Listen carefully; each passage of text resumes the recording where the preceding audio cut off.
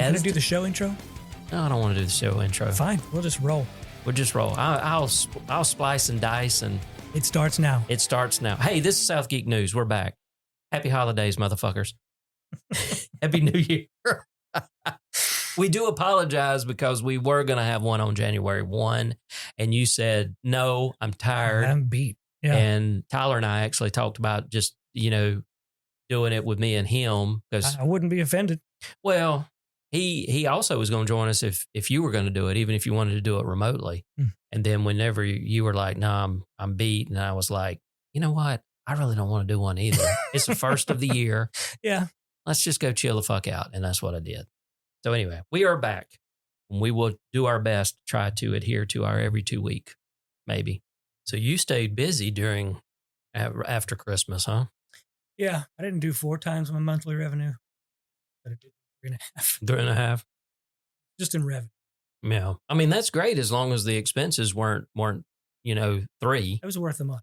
Yeah. Okay. I don't know. It'd literally have to be 4 times it for me to really want to be able to get out and do anything in December. But I'm a lazy sack of shit. So that's about the only time I've did anything. I've replaced a few machines through the year, but I should have done Firewall before December. I still got 3 more to do, and the check's been written. But are they because the ones they're replacing are just outdated? End of life. Yeah. Oh, end of life. Okay. Yeah. I wouldn't be pushing get them to spend $8,000 replacing firewalls. Yeah. Licensing and everything. Well, I mean, I've got a couple of Netgates, and I know they don't make the 2100 anymore, but I don't know if it's considered end of life. But I mean, that thing's it's been in maybe 4 years. There's no reason for me to replace something like that. Yeah. I deployed a PC400 in 2020. I think it's the last of those. Mm-hmm. I'm going to have to go tell them. You feel like you just bought it, but it's the same thing as the one I installed in late 2015.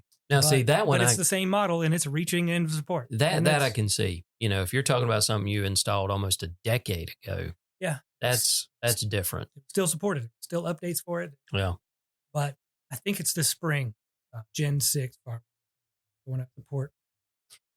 I'm looking at what the 2100s. Okay, as of January 2025, the Netgate 2100 has not been designated as end of life. Netgate's product lifecycle policy indicates that hardware products typically reach EOL status 1 to 3 years after their end of sale date. Since the 2100 remains available. Okay, it's still available. I didn't realize that. In May of 2024, a Netgate administrator confirmed that there were no plans to discontinue the 2100 and it would continue to be supported for the foreseeable future. Okay, what about the SG? What about the SG 1100? As of January 2025, it also has not been designated as end of life. Okay, that's cool. Because this thing, I don't know if you've ever seen one, it's literally that big. I've just seen the image on the site. Yeah, I mean, it'll fit in the palm of your hand. Yeah. And you're like, I've got 2 of those deployed. And one of them is on a 500 by 500 fiber connection. The other one's on a 200 by 200, which I hope to get upgraded to 1 gig by 1 gig. And it'll still handle it because it's the one that's connected to the 2100 on the other side via WireGuard. And, WireGuard is, for all practical purposes, the superior VPN right now because it's very lightweight, is very fast, and is very secure. And that's the reason why we've been using the shit out of it everywhere. I mean, it's between me and Tyler, which that's actually going to bring up something. Tyler, while he was here, replaced my firewall. Now, here's the story about a man named Jeb. No, what happened was he's been doing, since we've upgraded to the 1 gigabit here, we've been testing to see what the maximum throughput between the East Coast and the West Coast, specifically here and his apartment, over WireGuard, because he has 1 gigabit in his apartment. We have 1 gigabit here. So it's like, what's the maximum throughput that you can get? And so he was telling me about some of the testing that he had done and found that the limiter that he was running into, the limitation, was the processor in the firewall I was using. Now, keep in mind, the firewall I was using is one that I actually replaced at another customer's location, upgraded them a couple of years ago. And it's a Protectly, so it is a firewall appliance. Yeah. 4 ports, all of that. But it's got a J19, well, that's it right there. It's got a J1900 Celeron CPU in the thing. He told me, he said, Dad, the CPU is pegging out. And he said, most I can get is about 200 megabit. I'm like, okay. So we just started perusing Amazon. It's like, okay, what can we get? Because, I've mentioned, a former client, a former friend, actually still friend. Anyway, guy I used to work with, work for it anyhow, put in that firewall that had 2.5 gig ports on it because he got the 2 gigabit service.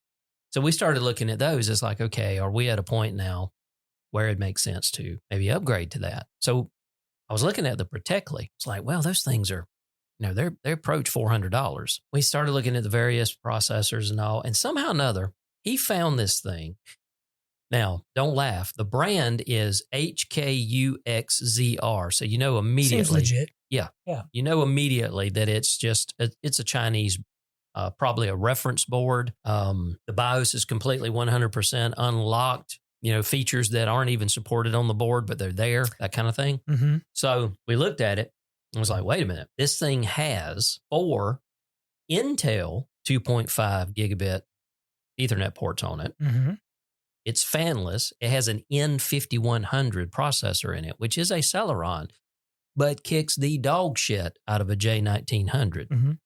Matter of fact, we compared it, I think, to the processor he's got in his Protectly at his apartment, and this one is still better. So it came with 8 gigs of RAM and 128 gigs of storage. It was like $180, my price. But it wasn't going to be here until like end of January. And this was like, we were looking at this, I think, before Christmas, the weekend before Christmas. And I was like, well, I'll put it in my list. Whenever I get to that point, I'll see about buying it. Well, that sneaky son of a bitch, what he did is he looked at the one that comes with no RAM and no storage. And he was like, you know how the other one was going to take like a month or so to get here? I was like, yeah.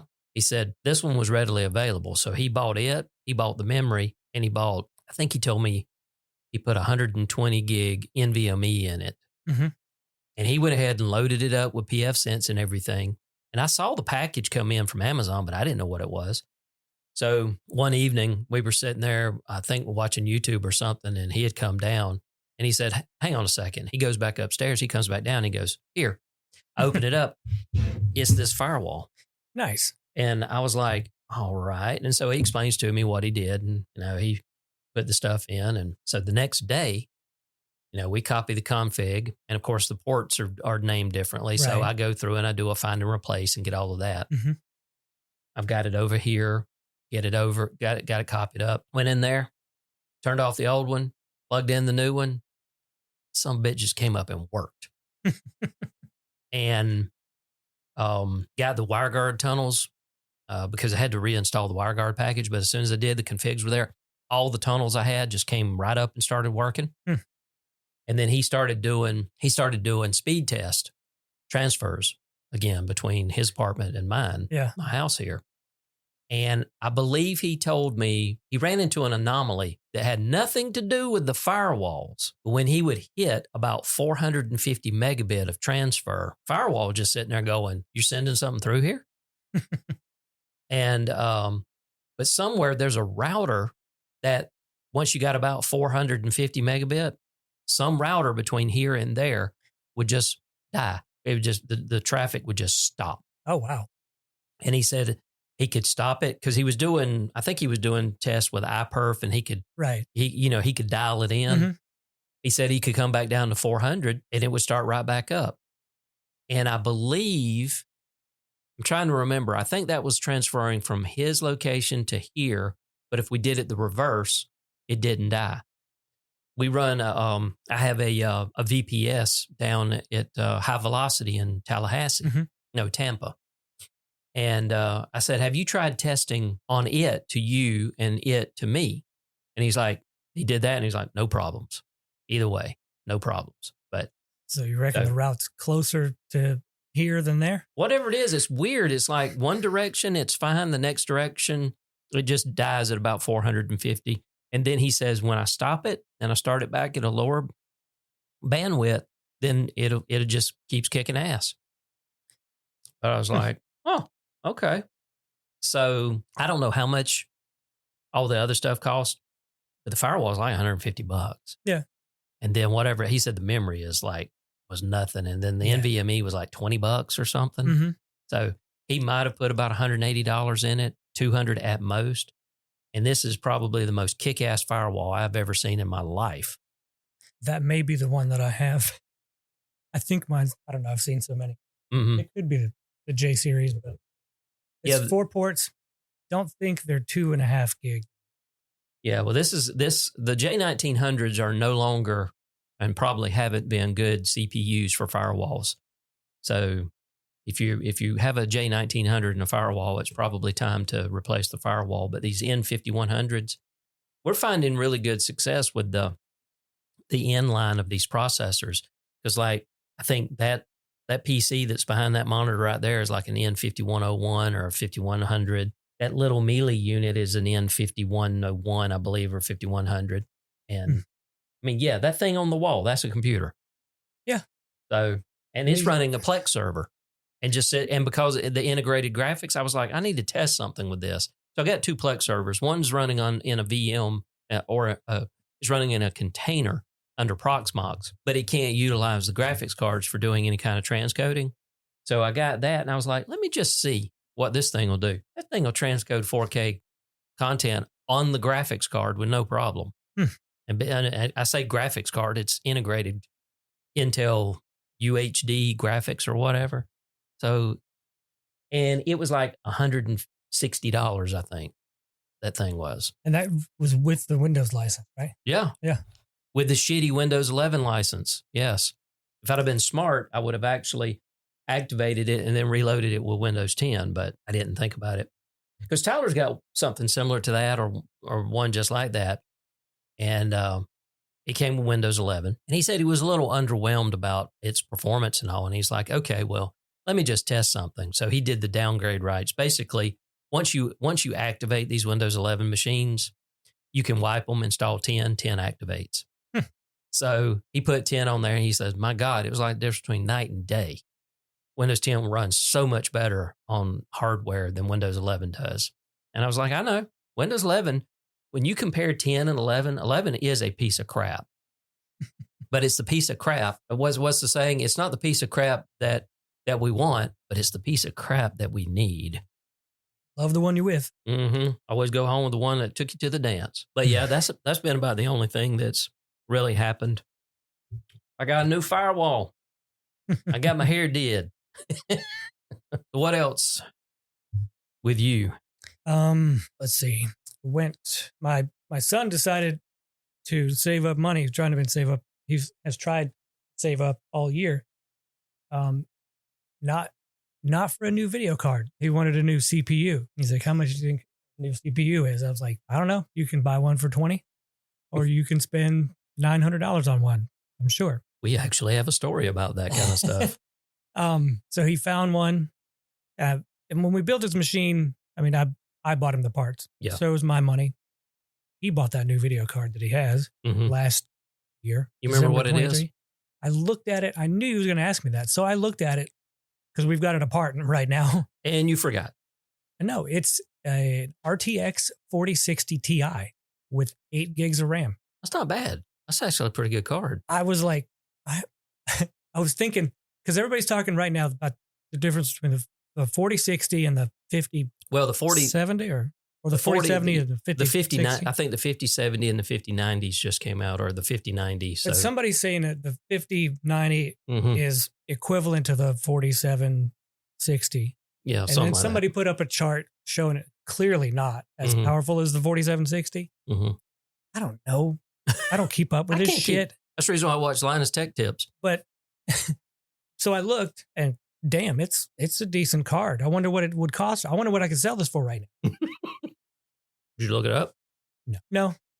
But he was telling me last night, he's like, yeah, the 5090's out, and it's 559 with 4060 performance. And I was like, where are you coming up with these terms? Like are you secretly hosting a YouTube channel on this? Because hey, it sounds like something a reviewer would say. But anyway, so the rest of it was my money. So he wanted the i7 12th generation or latest generation. And it turns out I think it's the 14th generation. Yep. Way too expensive. So he chose the i7 12th. Mm-hmm. And he's like, will this work? And I was like, in a new board. Yeah. Yeah. He was thinking, all right, buy the CPU, I put it in. I was like, that's not how this works. What does he currently have? i5 9th generation. Oh, yeah. Yeah, certainly. Yeah. But so I was like, you got to get a new board. Yeah, I'm a little iffy on Intel because I shy away from Intel. I stick with Ryzen. But yeah, I can't keep, I'd have to definitely look that one up and go, did they, is there a chipset change? Because that's basically it. Or, it is a new chipset, but it's a new physical socket. Okay, so they did a socket. We're going from the 9th to the 12th. I mean, that would make sense. 3 generations. I wouldn't expect it to be in the same socket. Yeah, that's true. But I was like, yep, it's going to be a different socket. So you're going to have to get a new board. And if you get a new board, likely the memory you have is not going to work in the new board. And so we're rebuilding the computer. Just those 3 components. That's the computer. Yeah, but we've got the same case. Yeah. He did snag a power supply out of an old machine that I was taking apart. And I'm taking all the boards out to put them on the shelves and send the cases to landfill. But he snagged a 1,000-watt power supply. Wow. Yeah, to replace his 850. He doesn't fucking need it. He's got a CPU, a video card, and 1 SSD. Yeah. No optical. Well, it's pushing a water cooler instead of a fan. He got liquid cooling because it wouldn't fit in my case. I bought the thing for myself at the time we were building his, and it wouldn't fit in my case. I was pretty upset about it. So he got the liquid cooling, and I got the fan off of his processor. That's the thing. I have never cared or desired to have liquid cooling in my damn computer. Just never have cared about it. I will put the biggest honking damn fan that I can get on there, but I just don't care to have the liquid cooling because I've heard, and I know it's not normal, it's not common, but I've heard too many horror stories of suddenly the damn thing starts leaking. And I'm like, no. I think it only does that if you mistreat it or route the cable too tightly around the corner of the motherboard or some shit, of the hose. Yeah. But this thing's been solid. It's sealed. We didn't have to prep it or fill it up. We just take it out of the box. It's okay. It's one of those. The heat sink is permanently connected to the radiator. Yeah. Okay. So see, I might be okay with that. Yeah. I wasn't going to do that nonsense. Yeah. Well, you got to fill up the reservoir. And you got to bleed it and make sure there's no, hell no. But I thought I had seen in the past these external heat exchangers where the hoses go out of this heat exchanger that's the size of one of those air filters that you have in the middle of the room. So a chilling tower for your damn computer. Yeah. That's what I've wanted just to say, all right, I've installed one of these things. Yep, I have the experience but got the t-shirt. Never did find that, but I did come across this.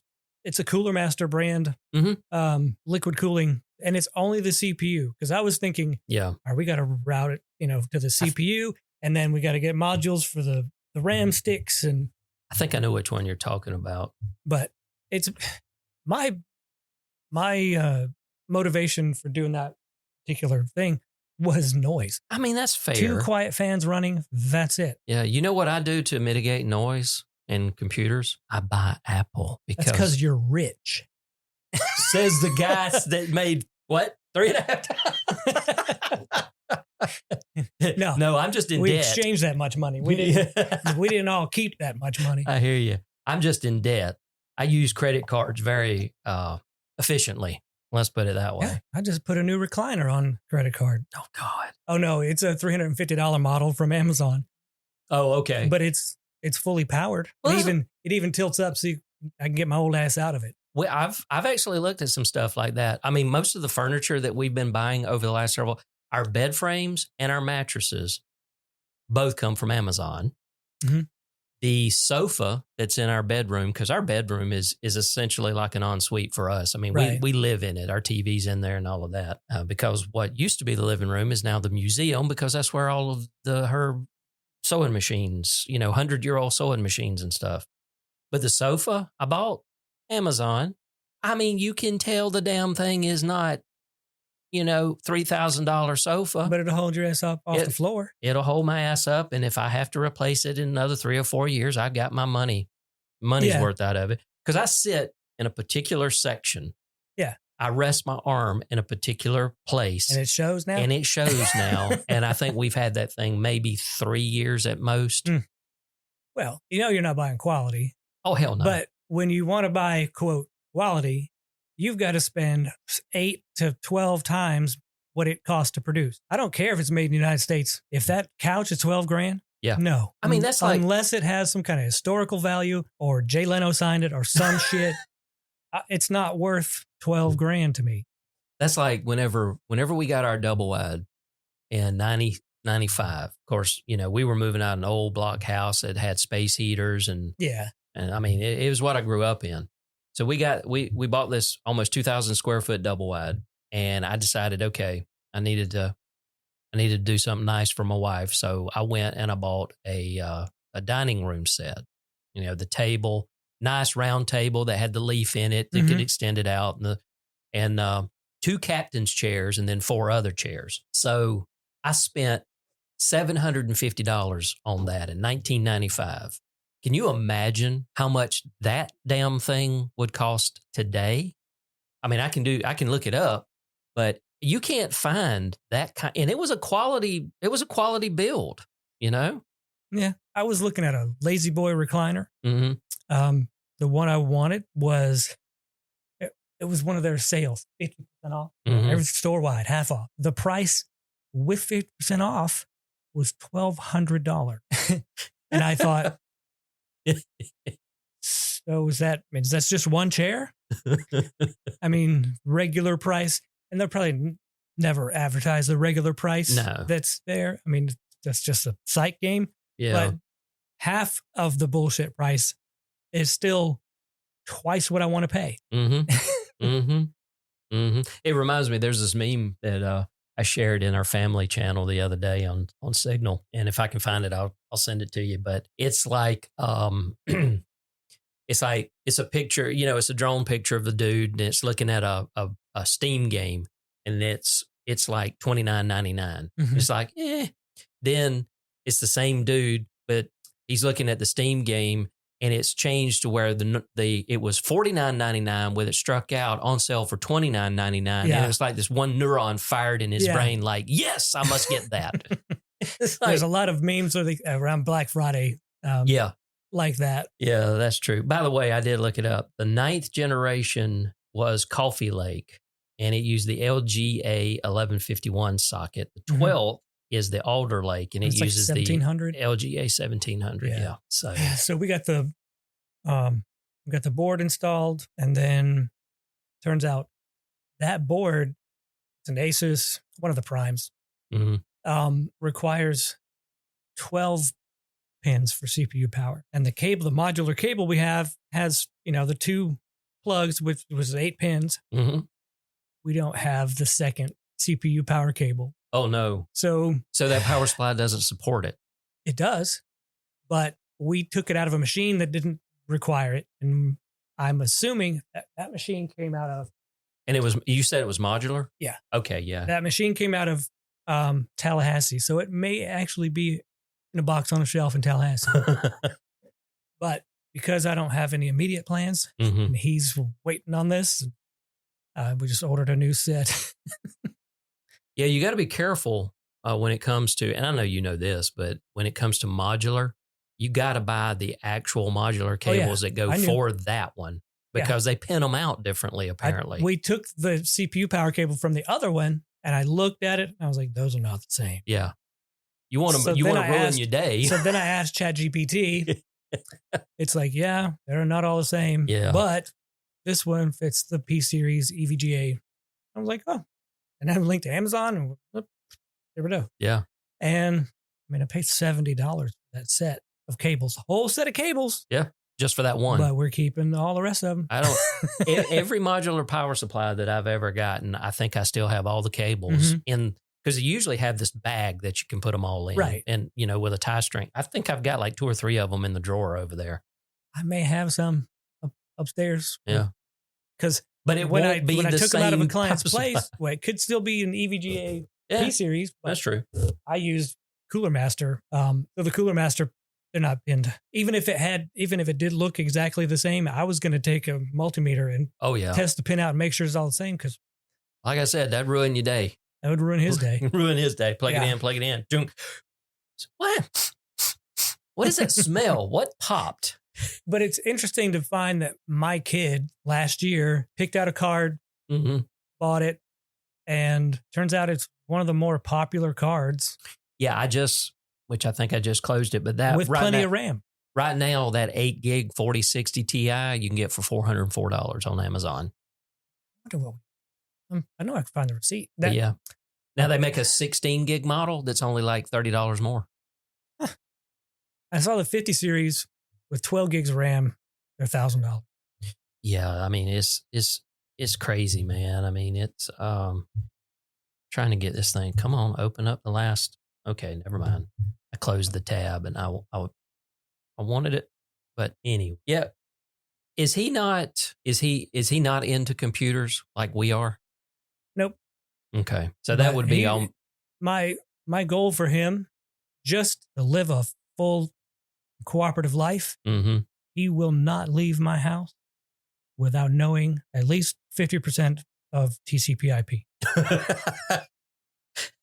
If he doesn't know how to tell bullshit from real on a sitcom or a prime drama show, when he hacked my IP address, I don't want him to believe in that shit. Yeah. I want him to go, that's not right. The IP address was 303.2. Oh, yeah, those are great. Those are fantastic. I actually saw we were talking about this. I actually saw one. I don't know which show it was, but I was like, wait a minute. They actually used a private IP address, 192.168.something, something. And I was like, okay, I don't understand why they don't do that, because you can't do shit with those. Yeah. It's not like, but they use it. It's 303.657.219. And I'm like, okay, go for it. Try that. I'll accept that as drama. But NCIS is the worst, man. Oh, yeah. Oh, God. Hey, I don't blame you.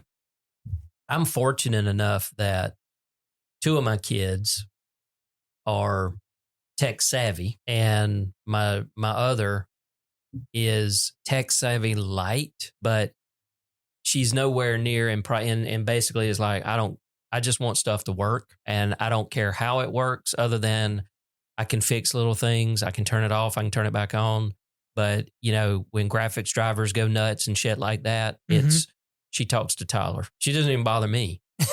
She'll hit him up on Signal and say, hey, and, he'll like remote in or whatever, and he'll fix the shit for her. And I'm like, okay, that takes the pressure off of me. Yeah. Yeah.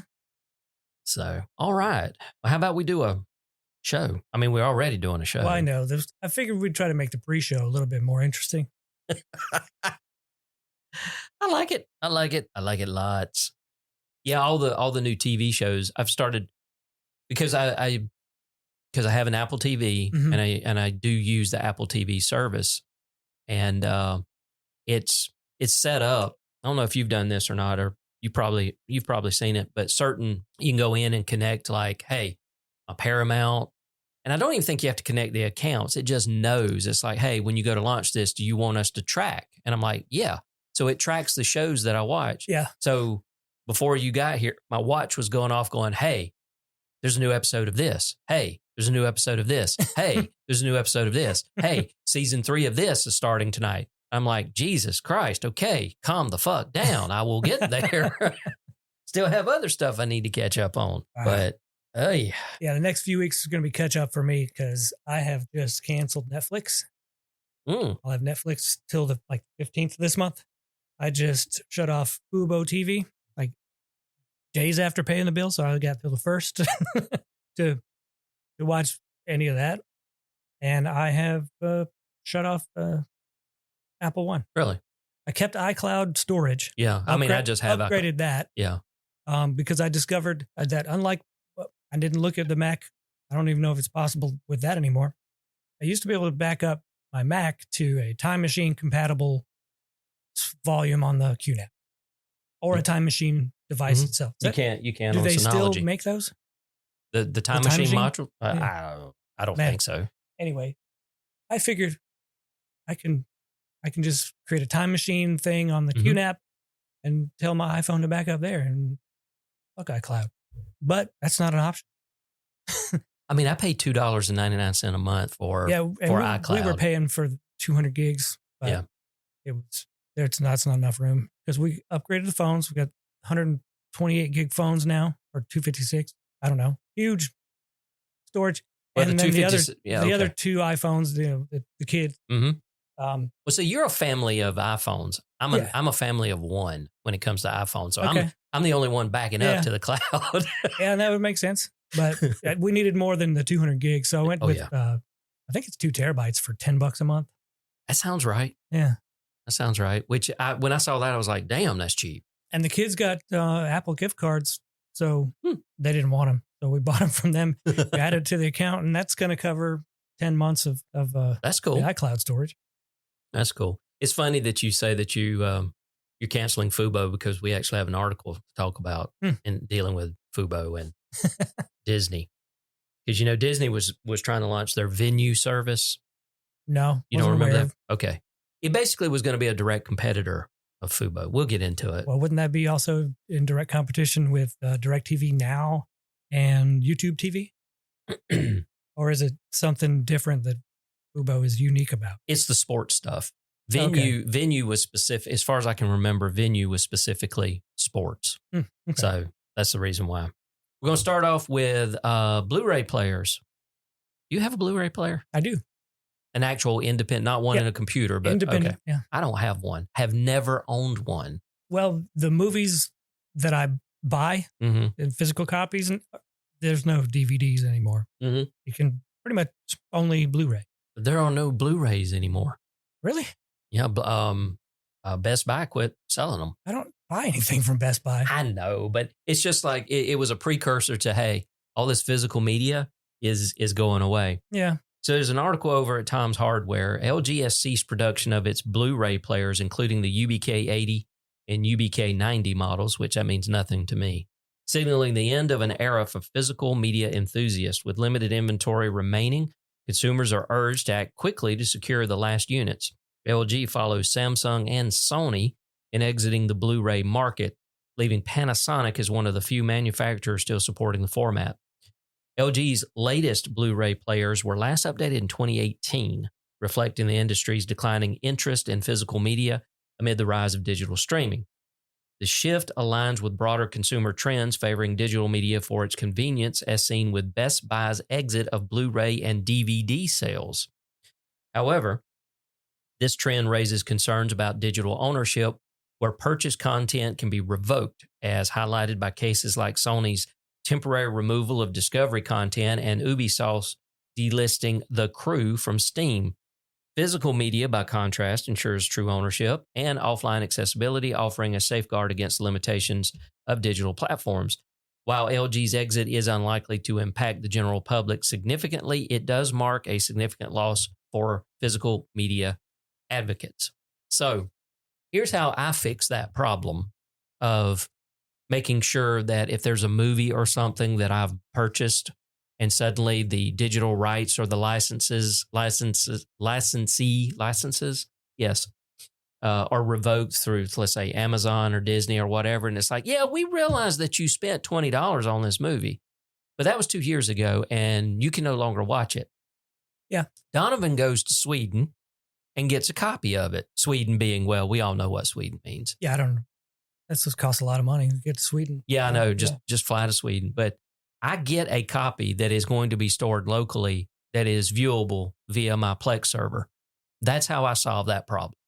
Now, granted, I still have to contend with bit rot and all of that because at some point, years from now, it's going to get moved from drive to drive to drive because it sits on the Synology right now. But We'll put a copy on tape. Oh, put it. I'm going back to VHS, man. No, it's just like a data storage tape. Yeah. Yeah, I don't have a the archival for those I've read. Yeah. I've never used one. But the archival is fantastic. Yeah, we one of my clients had 2 tape backups for their rack full of equipment that got replaced by basically VPN services. All the services that they paid all this money, got all that rack of equipment. We used it for about 2 years. And then the company said, you know what? You could save a lot of money if you switch your insurance to Geico. No, they said, you can save a lot of money if you just let us host it for you and you use the VPN. We don't know why you spent all this money previously. And it's like, because you assholes told us to. That's why. But they had tape backups. We used them at the city, but that's been my experience. Yeah, I used to have to go change tapes when I worked at the bank, but that was it. I mean, not having a Blu-ray player now, no big deal to me. I think my wife one time, not realizing that this was the early days of when Blu-ray was finally starting to get entrenched. Mm-hmm. And she got a copy of a movie from Walmart and she brought it home for me. And it was a nice surprise, but I told her, I said, sweetie, this is a Blu-ray. I can't play it. And so she took it back, and I don't think the DVD was available or something. And this was years ago. And I was like, well, I can either go spend the money for a Blu-ray player. At the time, they were not cheap. They were still $400 at the time. Or just take it back. She's like, I'll take it back. It's funny when DVD players were out, before the $30 Walmart tramplings. Yeah. But it had to be 2000 or 2001. First couple of years of marriage, that's all I remember. I bought my brother a DVD player, and I didn't have one. What a loving brother you are. We finally got one like later that year. Mm-hmm. But I think it was $150 at that time. Yeah. Hell, I remember my first CD player, and my very first CD that I got with the player. My parents got it for me for Christmas. Mm-hmm. I think it was 1986 or 87, somewhere in there. Yeah, I think I got my first one in about 88. And it was a Stevie Wonder CD, whichever one he had out at the time. But yeah, I remember that, and I was like, oh man, this is cool. And then the way CDs did, and it was like, back then, I don't know if people will remember, but the first compact disc that you got were not digital, in the fact that the master that was used to create it was not a digital master. They actually had these logos on them, and I forget what they were. I want to say something's like ADD or AAD, and then there was like triple D or something. Not diners and drive-ins, but and what that meant was they had analog masters, and then they did a digital conversion to put them on the disc. Years later, you started getting the CDs that were true digital all the way. The masters were digital, and they didn't. All they had to do was just pit it onto the CD, and there you go.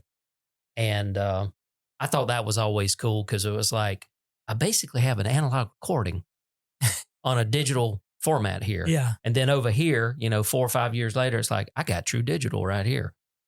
Sound wise, I couldn't fucking tell, My ears aren't that special.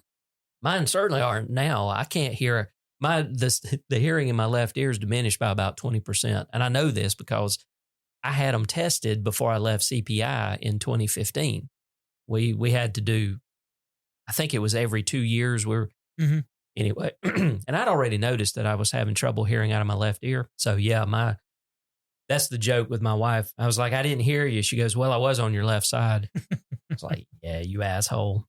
All right, well, talking about relics, I'm going to probably just throw up all over the pronunciation of this, but Hilligos, it's Hilligoss Bakery in Brownsburg, Indiana, continue to operate with Commodore 64 computers released in 1982 as its cash registers. This retro tech choice has drawn attention online, boosting curiosity-driven visits to the bakery, which is highly rated for its pastries with average ratings of 4.7 stars on Google and 4.5 stars on Facebook. This is what's funny to me. It was like curiosity-driven visits to the bakery. We don't care about your pastries. We want to see the Commodore 64s. Yeah, I'll buy a donut, but I want to watch this process. Oh, yeah. It says the bakery adopted the Commodore 64s roughly 8 years after opening in 1974, and they've remained in use thanks to their reliability for basic point-of-sale transactions. Known as one of the best-selling computer models in history, the Commodore 64 is well-suited for simple tasks, avoiding unnecessary upgrades and e-waste. Yeah, you can upgrade them. The bakery's quirky use of bread bin C64 models aligns with its practical and nostalgic appeal, blending old-school tech with high-quality baked goods for a win-win in functionality and customer interest. I came for the Commodore 64. I got the bagels. Anyway, I loved Commodore 64s, and then I had a Commodore 128. So before I ever got into the whole PC thing, I got a Commodore 64 off of eBay probably 10 years ago, just to say I have one, because I never had one. That's right. You still have it, don't you? Yeah. And it still works. It's got some poor bastard's social security number engraved into the bottom. I was like, he's probably in the military. Oh, God. Oh, man. Don't do a lookup. But yeah, it still works. Last I hooked it up, which was 3 days after I got it, and never again. I still have it ingrained in my brain. You put the floppy in the drive because it was a Commodore 1541, I think was the model. I have that. You put the game or whatever, the software, put it in there, and then you type load space, double quote, star or asterisk, double quote, comma 8, comma 1, enter. And that loaded and ran the program on the disk. I have that just etched in my brain. So, because I think you could do it, you could load it like with the comma 8, but it wouldn't run. But you had to, so the whole process was the comma 8, comma 1. And the star just meant, hey, whatever's on this thing, started it, the bootloader or whatever, just load that bastard up and run. So that's how I'd load up, video games and stuff on it. I'm going to have to put that on my list of places to go and see how close they are to Route 66. Indiana. You ever been to Indiana? Crossed into Indiana on a trip to Kentucky because I thought we were close. We might as well say we went to Indiana. So we went, got off the interstate, turned around and came back. No, we'd stopped at a Walgreens in Indiana. So I probably don't have the receipt. But yeah. We came, we saw, we got the t-shirt, we moved on. Yeah. Okay. So back to building gaming PCs. This is an article over at Tech Radar. It says building a gaming PC has become increasingly expensive with the cost of components like GPUs, CPUs, motherboards, and accessories rising dramatically over the years. And while inflation accounts for some of the price hikes, stagnant wages, luxurious design trends, and the influence of social media showcasing extravagant builds have pushed gaming PCs out of reach for many. That right there, I love them to death, but I point directly at Linus Tech Tips for that kind of stuff because of the fact that they are constantly like, look at this $5,000. They built a $100,000 computer one time. In one box? One table. Oh. But yeah, and it's like, okay. That's kind of shit you can do when you have sponsors. I know, because they didn't buy any of that shit. Yeah. It was all sponsored. It was given. I mean, it's like all his storage servers and stuff that he's got in his house. I was talking to Tyler about that. I was like, he's got like one of the coolest houses. And I mean, his gaming room, they don't actually have the computers in the gaming room. The computers are rack mounted computers in the basement. And they use these fiber converter modules that converts like all the input outputs of like the video and the keyboard and the mouse and all to come up to the monitors and the keyboard and the mouse in the gaming room. And, Tyler's like, well, yeah, he can write all that stuff off as content because they record all that all the time. And I'm like, yeah, that's true. So gonna have to start on that room in there. I know, right? Well, maybe one. GPUs, once relatively affordable, now come with with steep price tags.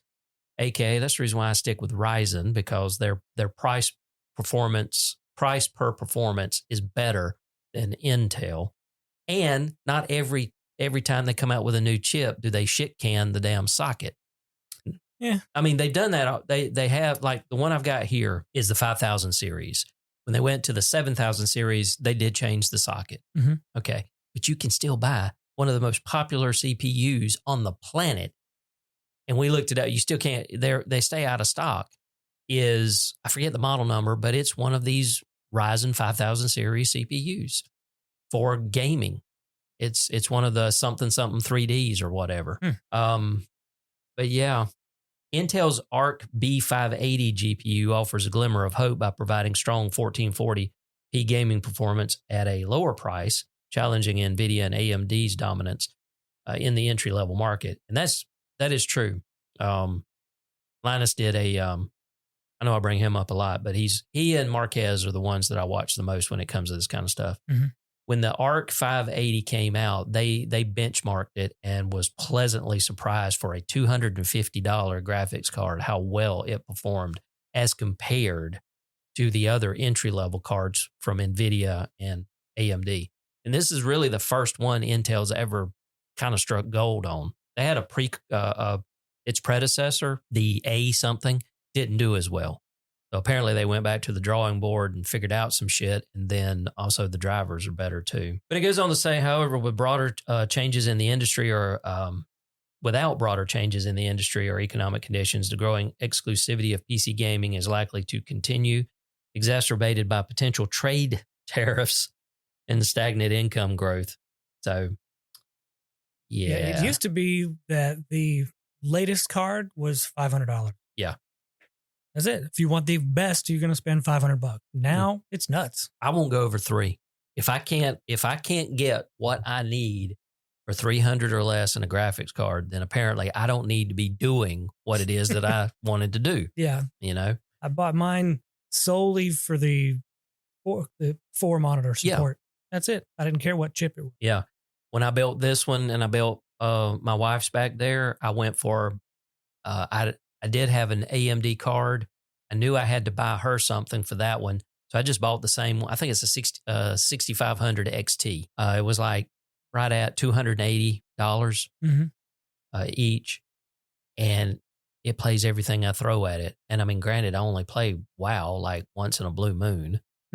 And anything else. I mean, I don't even do video editing on this machine. I do all my video editing on the far superior video editor, the Mac Mini back there with the M2 Pro. I'm trying to stop myself from getting a damn M4 Mac Mini.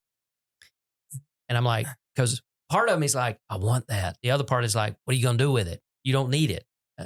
But the other part's like, but. Yeah, I mean, you could always just keep talking yourself down for another year and then spring for half price of what it is now. Maybe. Apple doesn't really do that, but maybe. Well, every time a new iPhone hits the shelves, the previous model drops $100. I saw, well, that's true. I saw they started playing this commercial during the holidays, and I thought that somebody had screwed up and put in old commercials. But you know how you got these offshoot of these other carriers? I forget what they call. There's an acronym for them, but like Metro PCS or Metro or whatever. Yeah. So there's this commercial where they're acting like it's a reality TV show, and it's like they're matching iPhone 12s and Apple Watch SE, and I'm like, for like $200 or $300 or something like that. And I'm like, is this just old stock? Did somebody fuck up? And I looked it up and went, no, this is a actual thing that this company, I think it's Metro, is pairing an iPhone 12 or 12 Pro with an Apple Watch SE for a very affordable price. And I'm like, but the 12, that's a 2019 phone. But apparently people don't care. When you trade it in, that's where it probably goes. I was like, really? You know? And that's one thing I didn't look is to see, were these refurbs? You know, are they still brand? I mean, did they have enough stock? Because this was new to Metro. So I don't know. There's probably really small text at the bottom of the commercial that says where it came from. But Foxconn's not retooling to remake the 12. No. And I wouldn't think that there'd be that much stock available. No, I think they're certified refurbs. It got to be. Yeah. Okay. All right. Because I sold my 11 back to Verizon when I got this thing. Yeah. I sold. I think they gave me an $800 credit. I sold my 13 back to Apple when I got my 16. Mm-hmm. And they gave me 400, I think. Cell phone companies will give you more. Yeah. Because they want to keep you with them. Apple's like, well, we don't really care who you get the service with. Yeah. We know what it's worth. We know what it's worth. So yeah, that's like I've said before, that's my new methodology is I buy the phone straight out.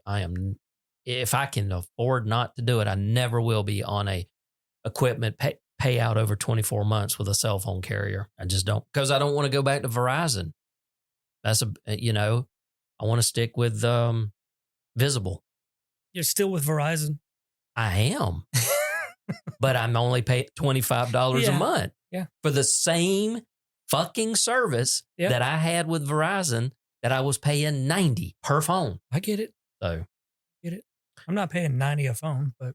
Well, Devin is paying like $85 and he's the only one left on the account. Now, granted, what it was is as you add one, they would start reducing the cost. Yeah, because we got 4 and mine's just over 200. Yeah. Well, I had 6 at one time. Then I dropped 1 because I had a spare. Yeah. And then I dropped down to 5 and we were still paying almost $400. And I was like, this is ridiculous. So that's the reason why I made all the changes I did in 2023 and 2024. I was like, no, daddy ain't paying that kind of money no more. This is ridiculous. I know what it takes to run these damn things. All right. So talking about shitty software, Microsoft has issued a warning to users regarding a significant issue affecting Windows 11 version 24H2 installations. The problem arises when the operating system is installed using media like the USB drive or the CDs. CDs, really? They include the October or November 2024 security updates. When's the last time you installed an operating system off of a CD? That'd be hard to say. Yeah, exactly. That's my point. So this method can leave PCs in a state where they can no longer receive security updates. However, installations done through Windows Update are unaffected. The issue has sparked frustration among users, with some also reporting persistent Wi-Fi connectivity problems linked to DHCP conflicts in the 24H2 update. Microsoft recommends reinstalling the OS using freshly created media or utilizing the December 2024 security update to prevent further complications. These challenges, along with continued resistance from users to upgrade from Windows 10, highlight the difficulties Microsoft faces as Windows 10 approaches its end of support date in 2025, which is October, right? Believe it is. October 25, yeah. Yep. A permanent fix is in development, but the situation has fueled ongoing concerns about Windows 11's reliability. I can tell you, being in the GOG Discord, the number of people that just shit all over Windows, and they're like, Windows 11 just is just dog crap. And they're like, one guy was like, I'm in a test group at where he works for Windows 11. That's how far behind they are in getting. And I guess, think about it. You got some software, you got to make sure it's going to work. Yeah. And so he's like, yeah, I hate it. He said, that's the reason why everything at my house is Linux. And I'm like, yeah, 2025, the year of the Linux desktop. The Linux desktop, yeah. The same way it's been since, 2012? I have Windows 11. I think I've said this before. I have it on that machine behind me, and I have it on a laptop. And now it's on that little PC over there. This one I reloaded with 10 because when I was running the radio station, I got it with 11. I installed the Radio DJ software, and the Radio DJ software, something about the way it interacted with the database engine, it couldn't read certain things out of the database engine. And I kept digging and digging and digging. I couldn't figure out what it was. I'm like, okay, let me just try something. So I blew it away, installed Windows 10, installed the exact version of Radio DJ, the exact version of the database software, imported the SQL file, flawless. There was something about Windows 11 that the database just said, nope, peace out, brother. So probably a driver issue. I'm trying to remember. It wasn't MySQL. It was the other one that's popular. PostgreSQL or it's SQLite? No, it's a replacement for MySQL, but MariaDB. MariaDB, that's it. Yes, thank you. Yeah, that's the one that I always use because MySQL is usually just too bloated. So whatever the damn package wants. yeah, whatever it wants. Whatever it wants. Okay, let's 3D print some houses. Icon, a construction technology startup, is nearing the completion of the world's largest 3D printed neighborhood in Wolf Ranch, Georgetown, Texas. The project involves 100 homes constructed using Icon's massive, I love the name of this, Vulcan. The Vulcan printer, which builds homes layer by layer from a concrete mixture.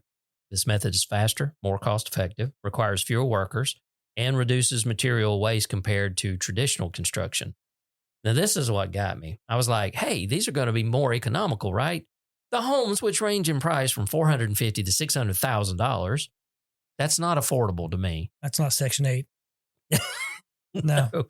Feature resilient concrete walls resistant to water, mold, termites, and extreme weather. So they need these down in Florida. Buyers have praised the homes for their durability and insulation, though the thick walls can weaken wireless internet signals, a challenge addressed with mesh routers. I thought that was interesting. It was like, hey, we got a very sturdy house. It'll stand up to like hurricane force winds, flooding, and all. You just can't get fucking Wi-Fi in here. It's a fucking Faraday cage. Yeah, it's a Faraday cage. I wonder if it's steel enforced inside there in the layers. How would they do that? It's you print a layer and print several layers and then put lay the steel on top. I mean, and then print right on top of it. I suppose so, because normally the rebar in walls, the rebar is usually vertical. Yeah. So, but then again, you're doing it with blocks, so it can actually go down inside. So this is printing it like you would just print it. It's the same as a plastic printer. Yeah, an extrusion printer. Yeah. Yeah. I don't know. I've seen videos of that. I don't know if it's the Vulcan machine, but I've seen videos of concrete being extruded exactly as a 3D printer does. Yeah. I think it's a cool concept. It is really neat. But 100 houses? 100 homes, yeah. Average 525? Yeah. 500 in Texas. How many? I'm not doing that calculation. That's 100 times $500,000. I don't want to do that calculation either. Chat GPT. That's going to pay for the machine. Yeah, that's true. That's true. So the project represents a milestone for 3D printing and residential construction. And Icon, looking forward. I can't speak today. With Icon looking toward future applications, including building structures on the moon, to the moon, through a partnership with NASA's Artemis program. Well, don't worry, that's going to get killed. Since its first 3D printed home in 2018, Icon continues to push the boundaries of sustainable and innovative construction. Yeah, I don't know what Artemis is going to do now. We got a new administration. Well, they're just going to have to figure out how to put the thing on a starship. Yeah, exactly. Because if anybody's going to the moon, we're not going to build it on the moon. We're going to build it on Mars. Oh, no. We're gonna launch what is it? Like a base on the moon. Oh yeah, from which to go to Mars. That's right. We got to have a forward base on the moon. That's it. Yeah. So yeah, looking forward to it. Not really. I probably won't be alive. You might. As soon as we take over Mexico, we'll have a bunch of factories and we'll be back in business. That's true. So we're gonna have. That one really hasn't come up, but now we'll have Greenland, so we'll have all the rare earth metals. I don't think we'll have Greenland. Well, we're going to get the Panama Canal back so that we. I've seen those in lists. So we're going to go get Canada, or Mexico, or Panama Canal, and Greenland. What kind of? No, we're not building Trumpistan. We're just going to be here. But yeah, it could happen. I suppose it could. NASA might not have much to do with it. Yeah, I was going to say. I'm not even sure what NASA does now because NASA doesn't send anything up. Velcro royalties anymore. Yes, so. All right, moving on. As scams and cybercrime grow increasingly sophisticated, experts recommend families create secret passphrases to verify each other's identities during emergencies. This measure is particularly crucial as scammers use AI to clone voice and create deepfake videos, enabling them to impersonate loved ones or business executives in distressing scenarios such as fake kidnapping or accidents. They've actually been doing some of these over the past couple of years where you'll get a phone call It sounds like a relative. Mm-hmm. And says, hey, I'm in a bind. I need some money. I'm in jail, whatever. And it's not actually them. It was a cloned voice. Yeah. I've heard those stories, and it was probably months ago I read this tip to create a password. Yeah. And that's not a bad idea. Have y'all talked about it in your family? We haven't in ours. And no, I mean it's mainly for my parents. Yeah. I don't have to worry about that. Because if I called my wife and said I've had an accident or I've been arrested and send me Western Union, she'd go, where are you?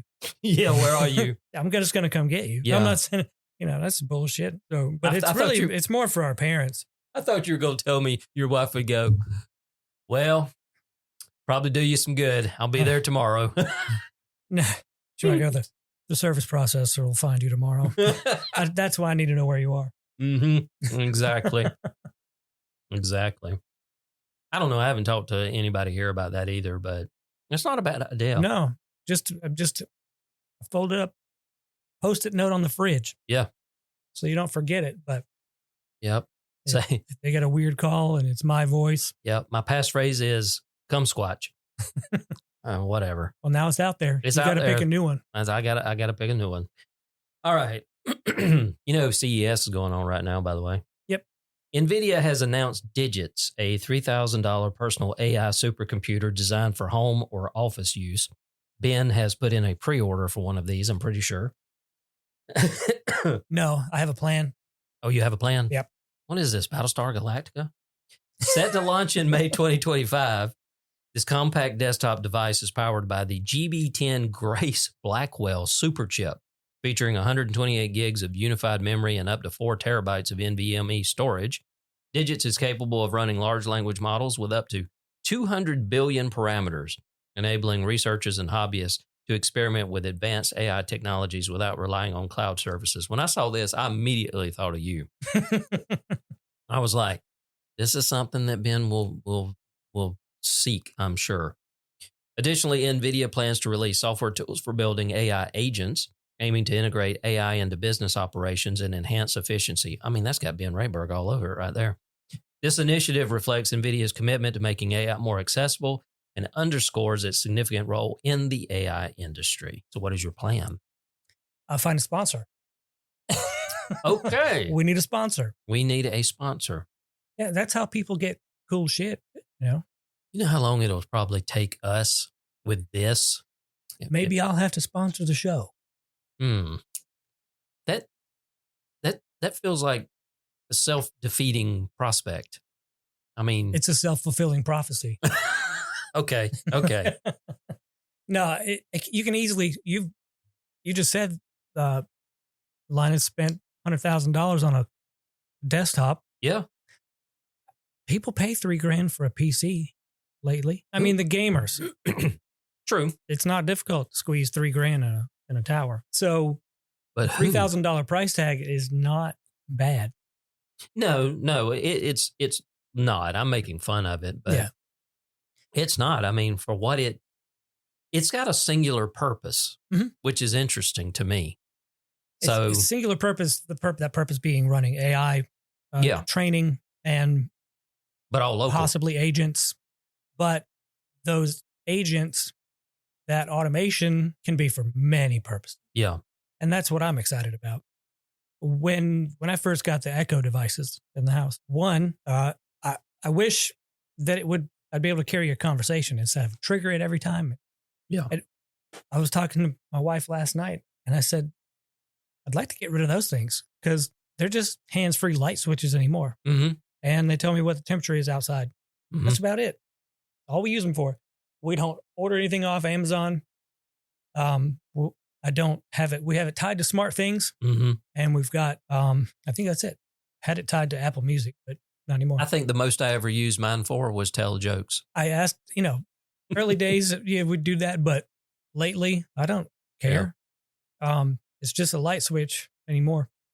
Or maybe find a recipe. Yeah. But I have 2 of the small ones just sitting over there. What I would like for it to do is be because we've got them named for each room. It supposedly knows what room it's in. Right.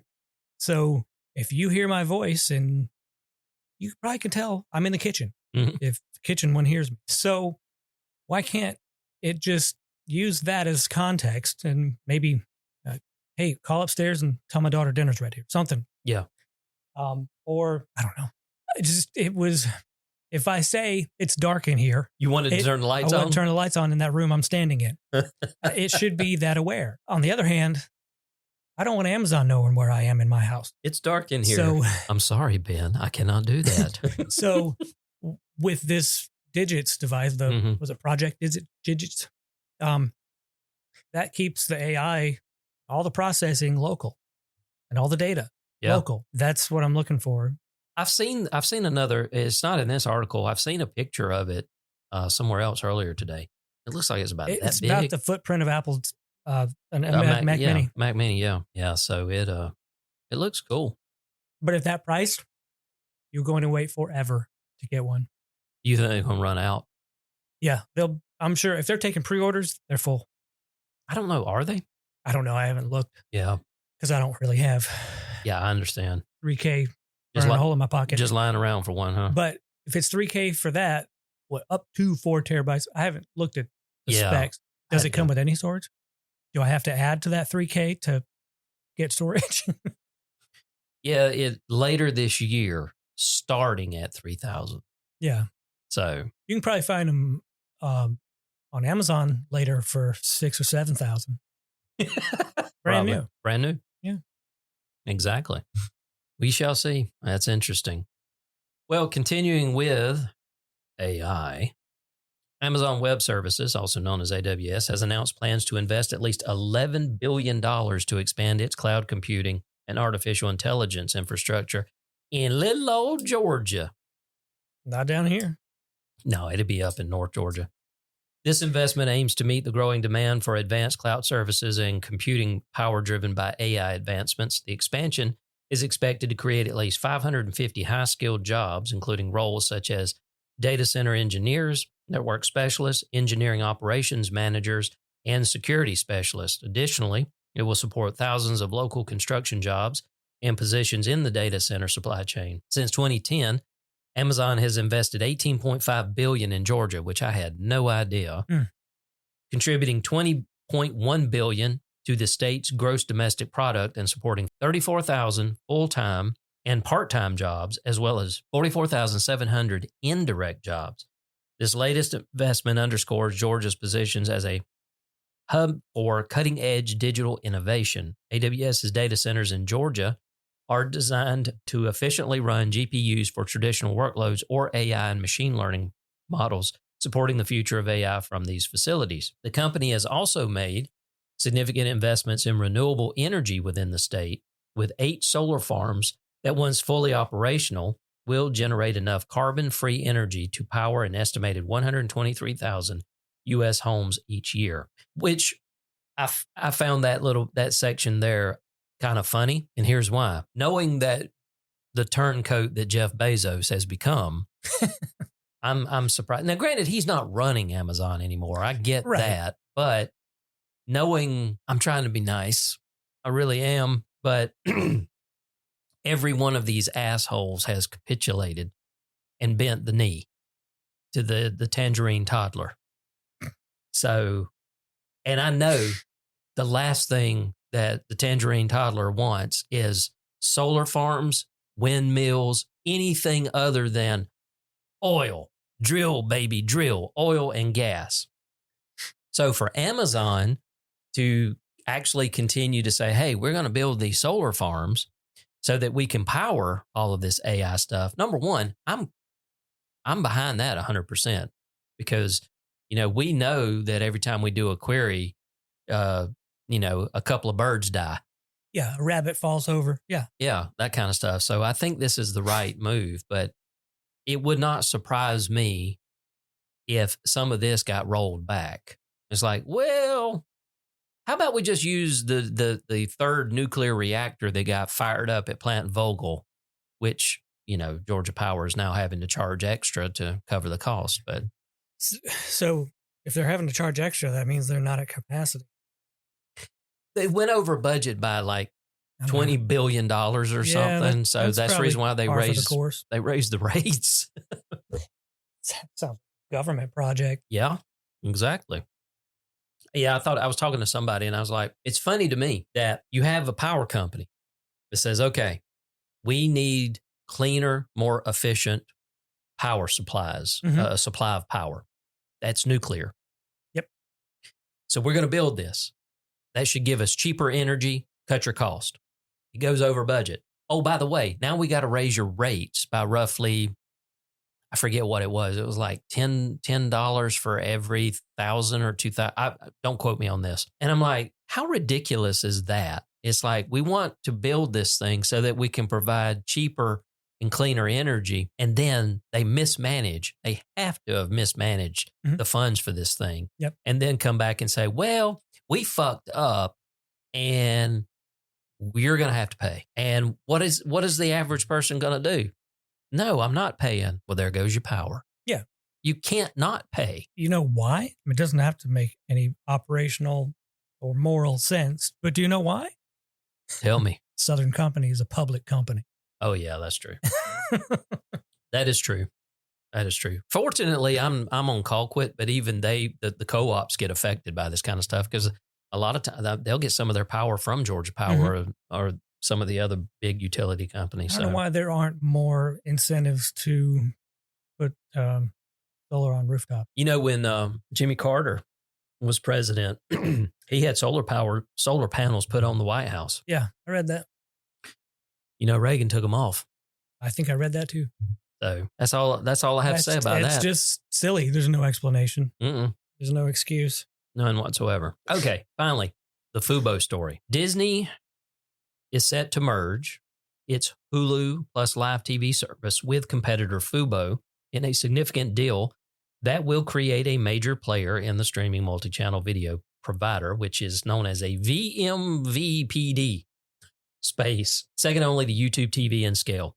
Disney will control 70% of the combined company, while Fubo's current management will oversee operations under the Fubo brand. The deal is expected to finalize within the next 12 to 18 months. The merger will unite Hulu Plus Live TV's 4.6 million subscribers with Fubo's 1.6 million. Okay, that's 1.5999999 because you left. Creating a 6.2 million subscriber base to compete with YouTube TV's 8 million. Both Hulu Plus Live TV and Fubo will continue as distinct brands, with Fubo negotiating carriage deals independently of Disney. So the key outcomes include a new distribution deal allowing Fubo to offer competitive content packages, especially around sports, resolution of Fubo's legal action against the Venue sports streaming service, potentially paving the way for its launch, Disney, Fox, and Warner Brothers Discovery paying Fubo $220 million, with Disney providing a $145 million term loan and a $130 million termination fee if the deal fails. The merger focuses solely on live TV streaming and excludes Hulu's core subscription video on demand service. And Fubo will maintain its sports-first identity, while Hulu Plus Live TV will focus on a comprehensive entertainment bundle. And see what you're going to be missing out on now that you've left. You know what I miss out on anyway? It was the NASCAR races, right? Well, it was NASCAR races because they moved to CW and it was the Xfinity Series races. Yeah. What's funny is the Fubo would see the Xfinity Series event and record it. I was like, oh, that maybe it was just 1 week they went to the CW. So I go and hit that recorded. It was qualifying was on USA, but the race is on CW. Wow. And the Cup Series that's on Fox. NBC? They moved last year. Anyway, I didn't have C-SPAN. Mm-hmm. They don't have CNN. Not that I was craving CNN, but what I wanted to... Bet you they have Fox. Oh, yeah. They had Fox and Newsmax. They had MSNBC. They had some nice, cool stuff. Smithsonian Channel. I'm a big fan of air disasters. I mean, who isn't, right? Except those that are in them. Everybody's a fan. Yeah. Yeah. Only the fans are left. That's true. What else didn't they have? They don't have NASA TV, if that's even still a thing. I don't know. Because I remember when I had I have to say, I don't think I saw it on the IPTV stuff with Vista. NASA TV, the former television service of the National Aeronautics and Space Administration, was discontinued in August of 2024 and replaced by NASA Plus, a free streaming platform that offers live and original NASA I've seen programs. an ad for that, NASA Plus. Oh. So basically, hopefully they have an app that you could put on your Apple TV or whatever, and there you go, because it's free. Cool. It is boring as shit, but sometimes there's some good engineering stuff on there. Yeah, it's free, like it's in beer. Oh, we pay for it. I don't buy it. I don't pay drink taxes. Yeah, that's true. That is very true. Drop in the bucket though. Yeah, I was showing Tyler my my True Vista bill, and I was like, the internet's not bad. I said, but cable TV is fucking ridiculous. It's $145 for the cable. It's called the V Premium or something. Yeah, I don't know. And I'm like, for the True Vista app on my Apple TV that's in the courtroom, walk in the back door, crashes at least 2 times a day. Yeah, it's terrible. We still use a Fire Stick in the bedroom most of the time to watch True Vista stuff. But I use the Apple TV for everything else. YouTube, Amazon Prime Video, Hulu, Disney, whatever. So it probably will crash just as much on the Apple TV in there. I just don't know. So the app is trash. It is absolute garbage. And I'm like, I could go to YouTube TV for $83 a month, almost half, not quite half. Mm-hmm. But they don't have any of the History Channel shit. And that's what I want. If they had that, I wouldn't have True Vista cable at all. What do you watch on History Channel? Ancient Aliens. That's so funny because that's all I thought about. William Shatner's the Unexplained. I mean, they've all come out. Dan Aykroyd's got his own thing now. Wow. Danny Trejo has launched a show. He's hilarious. The Unearthed or something like that. So yeah, all these old He's got the voice for that kind of thing. Yeah. All these old fuckers have got these shows, and it's a guilty pleasure because I don't believe in any of it. Right. I mean, I think I've said this on my personal podcast before. There's a special place in my heart for Ancient Aliens because the first year that I attempted sobriety from 2017 to 2018, I had to fill my Friday nights with something. And so what I wound up doing was watching a lot of Ancient Aliens on Friday nights because previously I'd been drinking in front of a computer, playing video games or watching porn or something. I don't know. Yeah. So for that entire year, I got to where I was looking forward to watching Ancient Aliens on Friday nights. And so it's, even though a lot of it's fucking ridiculous and, you know, Giorgio's hair, I mean, come on. But I still enjoy it. It's like conspiracy theories. Some conspiracy theories are just fun, but you can't take them seriously. It's like, what if? But you know that it's just ridiculous. You got to be there on Friday nights to watch it anyway. Yeah. I would equate that to wrestling. Wrestling? Yeah. Yeah. You know, this shit ain't real. Yeah. I mean, people get hurt because it's physical, but he did not really hit him over the back with that chair. You remember what Sam said? I said, it ain't real. He's like, neither are any of the shows you watch on TV. Yeah. Yeah. So, yeah, that's true. So I did the trial with YouTube TV for however long they let me do the trial. And it was for the channels that they do carry, and they do carry a lot. They carried everything else that we were after. We needed Ion because, well, we just did. They've got Charge. They've got Comet. Better quality versions of Charge and Comet than what's on True Vista. Every channel basically on the YouTube TV was superior quality. You know, that would be expected from a technology company. But they don't have any of the History Channel stuff at all. So I was like, God damn it. You know, it's like, can I give that up and save what, $50, $60, $70 a month, $70 a month? I might. I mean, YouTube TV did just go up $10. It was, whenever I was looking at it, it was like $72.99. Now it's $82. When I signed up for Fubo, I was paying $64.99 a month. I just canceled the plan at $104.99. Oh man. Yeah. That's ridiculous. Yeah. And it was like one sports package. I never changed the package, but it went from 65 to 105 in the last year. And they still don't have C-SPAN. I've got one client that she, I think last year sometime they finally got fiber at their house and True Vista. And I said, did you get their TV? And she said, no. She said, we're watching Pluto TV. It's one of the fast networks. I've seen ads for that. Yeah. I mean, I never looked into it. It's cool because what they do is they dedicate channels to particular genres or particular series of shows. Like there's a Doctor Who channel. You just watch Doctor Who, old Doctor Who.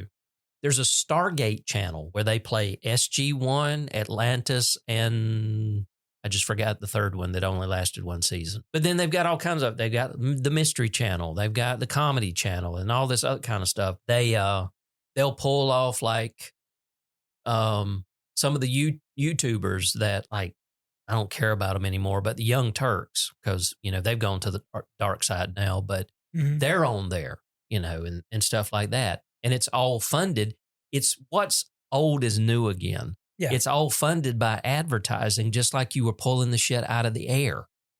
That's what it is. That's the reason they're called FAST. They're free advertiser supported television, I think is what the acronym stands for. It makes sense. I was playing around with this on my Roku TV. Yeah. I don't know why I bought it, but I happened to have it connected to the network. I think I had to start an account or whatever. Mm-hmm. Just playing around with it. And I found myself just sitting in my office watching Addams Family. Yeah, because this is great. This is perfect for me to watch right now. Yeah, I think Roku's got that whole setup too. They're one of those fast companies. Yeah. List of free ad supported television. You trying to take out the microphone? I was trying to move it slowly. They don't really make that much noise. I think your typing was noisier than me moving this microphone though. So Pluto TV, Tubi. Seen ad for Tubi, yeah. Roku channel, Amazon Freevee, which I think they're killing. Plex has it. Huh. Plus, I've also got a TV tuner connected into my network with an antenna up in my attic, so I can pull in the local channels. I was gonna add, I'm looking at that just to be able to watch local because Fubo's canceling. Yeah, right before the Super Bowl. Mm-hmm. And I thought maybe I want to watch the Super Bowl. So I'm looking for antenna. Oh, I've got it on my list to look for antenna options. Mine would probably be slightly better if it weren't in the attic and was actually outside. Yeah. But for where it's at, we can get Comet, we can get Charge, we can get WLB, we can get Channel 31. I think there's about 5 or 6 channels that actually come in good. That it finds a bunch of them, but the signal level is so borderline. Yeah, and it's digital, so it's either going to work or it's not. Yeah, and I've got a booster. I bought a booster and put on it too. Originally, I was thinking I was going to put it like on the end of this building right here outside, and then we got to thinking about it and said, well, the highest point without actually being on top of the house is in the attic. So we've literally got it mounted upside down, and we pointed it we looked at the map where all the TV stations are, where their towers are. Mm-hmm. And we kind of put it in the direction that would give us the most of what we wanted to watch. And it would kind of get, technically, I'd probably need to have 2 and put like a combiner. So I could point one in one way, one in the other. They're not like directionals. They're not like beams. But there's a general range that you're aiming for. They're shaped like this. Mm-hmm. Then they got like a T. For our listeners, Donovan was just making a bunch of strange circles. And circular hand gestures. Yep, crop circles. So Samsung TV Plus, have that on the Samsung TV in our bedroom. I don't use it, but it's there. Well, maybe you can watch some Addams Family tonight. Hey, I know, LG channels. So yeah, and I'm looking at that going, for me, I could probably get by because there have been days, I haven't done it this year, of course. I mean, we're only the 8th day in, but there were many times last year I'd pull up Pluto TV and just have the Stargate channel playing just in the background. Yeah. You know? So, yeah, I can, I think there's an app on my Apple TV called Crackle. Yes, And that seems like another was a Crunch sort of thing. I think one of those is anime. I think Crackle. I've TV opened it once. Service, and I can't remember. Crackle was a free ad-supported streaming service offering a diverse selection of movies, TV shows, and original content. Established in 2004 as Grouper, it was acquired by Sony Pictures in 2006, rebranded as Crackle in 2007. In 2019, Sony sold a majority stake to Chicken Soup for the Soul Entertainment, which assumed full ownership in 2020. In 2024, Chicken Soup for the Soul Entertainment faced significant financial challenges. That's right. Reporting substantial losses, ultimately filing for Chapter 11 bankruptcy protection in June. This development led to the shutdown of Crackle, along with other streaming services under its umbrella, such as Redbox and Popcorn Flicks. So you're saying I haven't opened my Crackle app on my Apple TV for over 5 years? Well, it was 2024. Right. Okay. Yeah. And that's right, because all the Redboxes got shut down. Really? Yeah. Like the DVD rental store? Yeah. The little kiosks? Yep. We finally get one near us, and I just never go. And yeah, they've been gone for a few months now. There's videos on YouTube of people decommissioning the things, and there's a lot of DIYers that want to get their hands on them and do stuff with them. And there's got to be some interesting electronics and motorized. Of course, and the guys that are paid to go pick them up and what have you are having to contend with people going, hey, let me have that. Put it on my truck. Yeah. So, all right. Well, I guess that's going to wrap it up. I tried not to hit us too heavy starting out the year, brand new year. Well, I figured since we were a week off, we would have more, but. Oh, I had more. Keep it relevant. Well, that's the thing. I email every time I come across something, I email to the South Geek email address. And then as I start building the show notes, I'll pull those in and I'll do the summaries and all of that. But there comes a time, especially if we have to wait, I start looking and go, well, that happened 3 weeks ago. That's not relevant. Yeah. So I take that out. And then some of it is still evergreen. It's like, okay, well, you can still talk about this thing. Mm-hmm. Practically anything AI. Like Blu-ray players. Yeah. Blu-ray, AI, that kind of stuff. So, all right. So that means we will be back. Where's my calendar? Let me see. My calendar. I can't believe you carry a calendar everywhere. It's called a phone. That also makes phone calls? I know. I thought it was just a camera. I'm telling you. The 22nd, January 22nd, should be the next one. You don't have any prior commitments, do you? Nope. I have a massage the day after. Well, that's notable. I only know because it's the only thing on my calendar. That's notable. You got anything going on the 22nd? Nope, but I got a massage on the 23rd. At noon. Wow. That is hilarious. I don't know why that just tickled me. They're booked until then. Damn. They're like doctor's I would have gotten offices. one this week, but they're booked until then. Oh, God, that is hilarious. That, I'm probably not the only one who drove that much. Oh, yeah, man. See, that's the reason why my vehicles are going to last longer, because I don't go anywhere. We beat the shit out of ours, and that's why I had to get a new one. There you go. Well, our oldest one is 22 years old. Yeah, 22 years old. That's the Explorer. My car is 12 years old, and I'm doing everything I can to not have to buy another one before I die. But I don't know if that's going to be. You're going to be pushing it. I know. I'm going to be pushing it. It's recommended that the last vehicle you buy, don't buy before you're 60, because that will probably be the last vehicle you buy. I think my dad bought his truck before he turned 60. So basically, you turn 60, you buy a brand new vehicle. If you have to pay for it for 5 or 7 years or whatever, and by the time it's paid off, you're probably going to die in another 10 years anyway. So yeah, I really bring the sparkle to the show. I know, You're going to die in another 10 years. You're really keeping the vibe. I know. We need to go. So, yeah. So this is the end of the actual podcast, because you miss all the other stuff. If you don't actually, or you are not a member, at $5 per month. So all you got to do is go sign up and be a member, and you'll get the SGN After Dark episodes. Sometimes they're short. Sometimes this one's going to be fairly long. There's a lot to cut out of the show to turn into the After Dark. But it was good conversation and good content. At least I think so. So if you have any questions or comments, you can email podcast@southgeeknews.com, or you can call and leave a voicemail, or you can send a text. And that text number is 229-234-1307. Again, that's 229-234-1307. When you call and leave a voicemail, say which show it's for, because that is a line that's used for multiple shows. Same thing for the text. So anyway, until next time, we plan on recording the next episode on the 22nd, because Ben's got a massage on the 23rd. Anyway, until next time, we'll see you guys later.